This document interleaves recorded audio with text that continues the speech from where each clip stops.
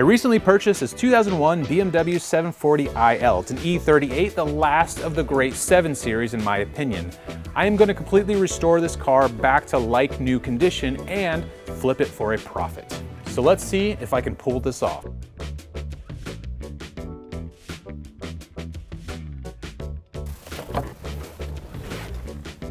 When I first started my career as a BMW technician, this car was just getting replaced by the hideous 745. I don't know what BMW was thinking with that car. They should have stuck with something like this. This is by far the best 7 Series BMW has ever produced. This E38 in particular only has 30,000 miles, and I'm gonna do whatever it takes to make sure that this car is absolutely perfect when I am done with it for the next owner. But let's get started on the interior and go from there.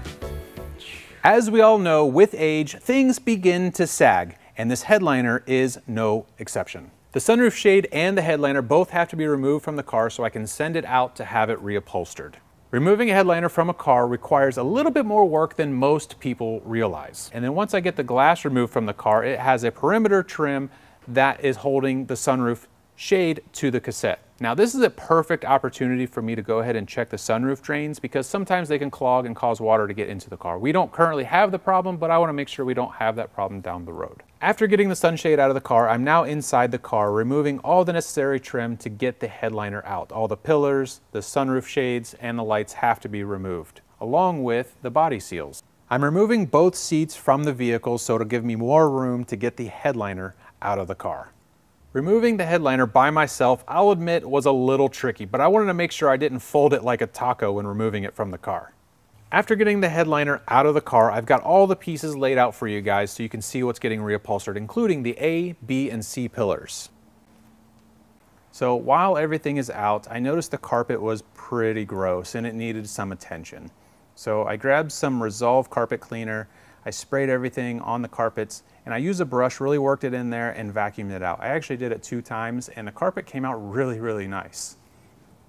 While I was in the interior, there's a few other things that needed to be addressed. As you can see, these interior trim trays were just absolutely falling apart. They actually come from the factory with like a soft touch texture, but the Florida heat just absolutely bakes them, and as you can see, they just start to crumble and flake away. So I got new ones. I'll tell you, it was a little tricky finding the replacements, but I was able to get it done. Now that the headliner is done, check this out. It is so clean, looks so nice. I'm not gonna have the floppy headliner hit me in the head anymore. Time to work on the outside of the car. I pull all the wheels off, do some inspecting, and I find that these tires are way outdated and they need to be replaced. There was actually one tire that was original. The left rear was a spare tire. So I replaced all 5 tires. That's right, 5, because the spare is a full-size spare, so we wanted to make sure we got that one replaced as well. All right, it's time to get these tires off of these wheels. So this machine here breaks the bead for me, and the machine has a plastic head and some plastic components to protect the wheel from getting scratched. I really like this machine because we've done some really nice wheels without damaging them. Now, I got the wheels off, so I had to use the opportunity to get them polished and cleaned up and ready for the new rubber. Check out these Michelins. I really like Michelin. They've always been a great tire for me. After getting the new tires mounted, it is time to balance the tires. This is a Road Force balance machine with lasers. So you know it's good, and it tells me exactly where to put the wheel weights on the inside behind the spokes where they're hidden. Now that is a good balanced tire. I've got all the tires balanced. I can't wait to get this on the road to see how it feels. Let's not stop rolling there. We need to update these center caps because they're a little tired. So we're gonna get some new updated ones. Oh yes. And being as picky as I am gonna line them up with the M logo on the wheel. After performing a brake inspection, I decided to go ahead and rebuild the front calipers, and look what I found with these brake pads. That biscuit has completely come off the backing. I mean, I probably could have got another mile out of these, but I decided to go ahead and replace them anyways. With the M parallel design wheels, they do a really good job of showing off the brakes, so I needed to make sure they looked as good as they performed. Now that is a beautiful set of brakes, but you know what? Let's not stop there. You thought the brakes were bad? Well, check this out. The first thing I noticed in the front suspension was the headlight leveling arms barely attached to the lower control arm. Speaking of the lower control arm, the bushings have been completely destroyed. There's lots of play in here. Check this out. You see that movement? There shouldn't be any there. That's probably the clunking noise that I was feeling when I was driving down the road. Also, the steering wheel had a little bit of a shimmy in it, so these control arm bushings, or the torque rod bushings, are cracked and worn out. So we're definitely gonna get those replaced. By the way, did I mention this car only has 30,000 miles? I actually checked the Carfax history and it does line up with the history of the car. It really does only have 30,000 miles. You might not think it because of all the suspension and all the parts we're gonna have to replace in it, but just wait until you see what else we find on this car. By the way, I wonder how many times I'm gonna say 30,000 miles in this video. After replacing the control arms, it's time to replace the center link. Some people will call it a drag link. So basically cars, modern cars, have a rack and pinion system for their steering. This one has a steering gearbox, which turns a pitman arm, which then turns the center link for your steering. Removing the center link from the car can be a little challenging because it's sandwiched between the engine and the subframe. So what I do here is jack the engine up a little bit just so I can kind of snake the center link out of the car. When I checked the center link, the joints of the center link were definitely really bad. They had a lot of play in it. However, the tie rods, I think they've been replaced in the past. They came out looking really good. There was no play in them. The boots looked good. So I'm actually going to transfer the tie rod ends to the new center link. Here you can see I'm counting the threads and I'm marking it right where the old one is so I can use that as a reference. The reason we're doing this is because when I transfer over the outer tie rods to the new center link, it'll get the steering at least within the ballpark of being straight. So when I drive the car up onto the alignment rack and I make my front toe adjustments, I won't have to make a huge adjustment. It'll be right there within range. I know we talked about this car only having 30,000 miles and there's a lot of work that I'm doing here, but I really want this car to handle and perform and look like it did when it was brand new. It's really my passion to make this thing look perfect. Now, I'm kind of pushing myself a little bit because this originally turned into a project of profit. Now it's becoming a project of passion. And that's where I can get into some trouble. So I know there's some more work ahead of me, actually a little bit more work than I was anticipating on doing. You'll see as that comes up, and we'll see how much profit is left on the table, if any. I'm really liking the way the front of this thing is coming together. Really solid bones. This will definitely handle so much better now. However, in the back of the car, there is one thing that we need to address, and that is the rear toe arms. The joints themselves actually aren't that bad, but the boots are completely falling apart. So I want to go ahead and get those replaced while we're there. Now, this toe arm is a very critical component of the alignment because this is where we adjust the rear toe of the suspension. Replacing these rear control arms are really pretty simple. In and out, bada bing, bada boom, in and out, really quick and easy. Now these rear toe arms, as I mentioned earlier, are the toe adjustment. The rear also has a camber adjustment, but those joints feel fine. There's no issues with that at all, as you'll see later on when we do the alignment. As you can see, this is the reason why I wanted to get these toe arms replaced. All right, let's get this buttoned up. We'll lower the car and get under the hood and see what we got there. All right, let's start with some maintenance items. This car has 2 cabin filters located under the hood. Look how gross these are. These should be replaced once a year. In Florida, we have 2 pollen seasons, and that pollen can get trapped in these filters. These filters are what filter the outside air for the inside air that you breathe. So it's definitely important to get those replaced. While we're talking about cabin filters, let's go ahead and replace the engine filter. This is the filter that cleans the air coming into your engine. Now this one was last replaced around 2007 as indicated by the date on the filter. All right, we're gonna start working on the engine, and pretty soon we're gonna check those timing chain guides too, which I know you guys are anxious to get to, but first we're gonna replace these belts. This actually has 2 belts, one for the air conditioning compressor, the other one for the water pump, power steering, and the alternator. That's the other one. These belts are pretty dry rotted and nasty, so we're gonna go ahead and get those replaced. And yes, if you're curious, that is a water-cooled alternator. Just a neat little BMW thing there. And surprise, surprise, this BMW has an oil leak, and it's leaking from the valve cover gaskets. So we are gonna replace the gaskets, but while I've got the valve covers off, I'm gonna restore them as well. Now there is a full detailed video on just that I will make sure to link below. The most important thing though for me was to inspect the timing chain guides while I had the valve covers off. I was very, very happy to find what I had. To restore these valve covers, I'm going to start by removing the paint and getting everything prepped and ready for new paint.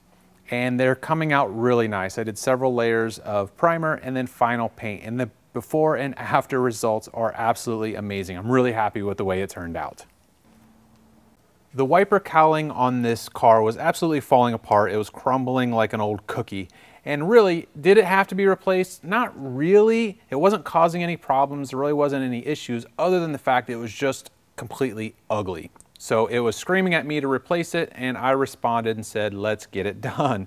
I wanted to go ahead and replace it with a really nice new one because the difference in a good job versus a great job is in the smallest of details.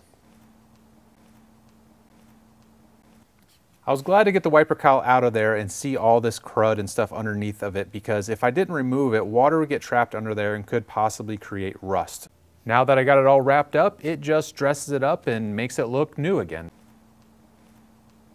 The oil pan gasket had a slight leak, which was okay. I actually was going to pull it off anyway, so it gives me a perfect excuse to change out the gasket. It had a little bit of sediment down at the bottom, which I was kind of expecting. It was a low mileage car. However, I was really happy not to see any plastic chunks from the timing chain guides.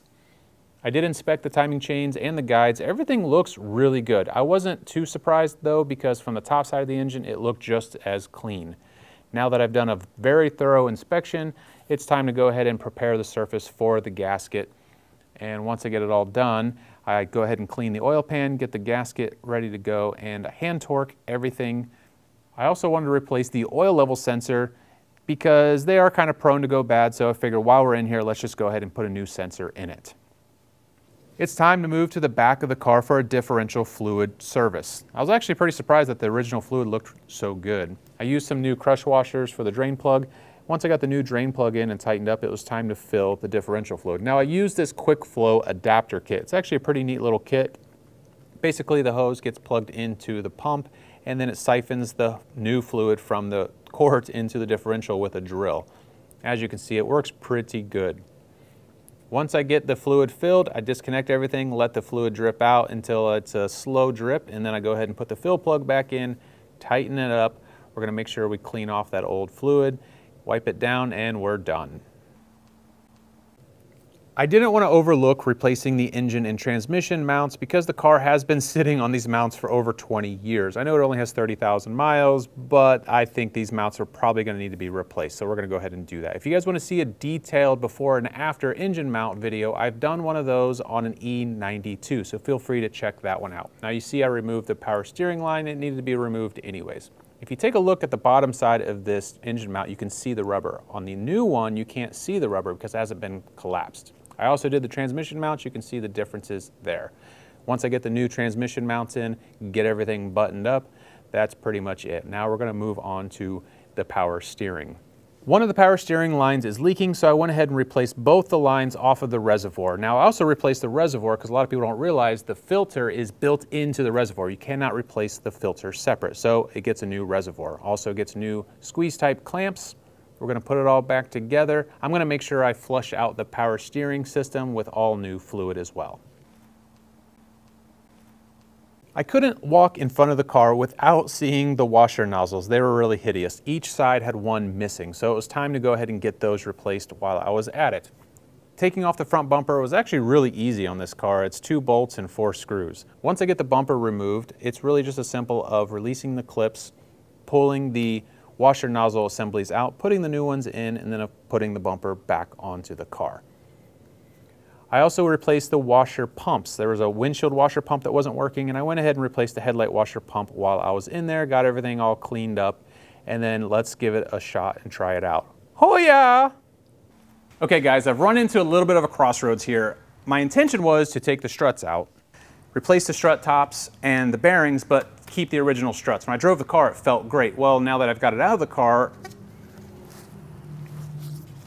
I shouldn't be able to do that. And this should pop right back up. So obviously the struts are bad. They've got to be replaced. However, these are EDC struts. You see this electrical connector? What that means is it's electronic dampening control.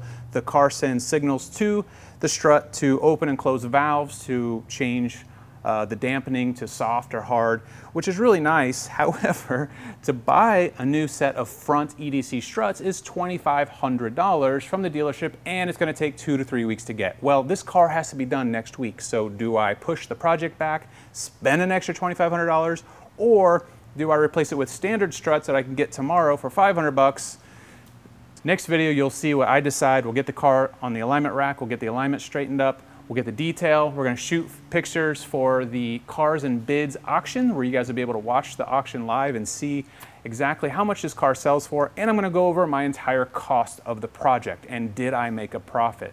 I don't know because I haven't really looked into it.